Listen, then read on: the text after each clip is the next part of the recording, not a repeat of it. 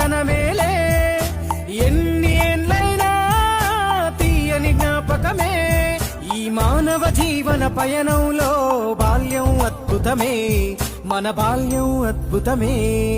వీరి వీరి గుమ్మడి పండు వీరి పేరేమి తాగుడు మూతలు దండాకోర్ వీరి పేరేమి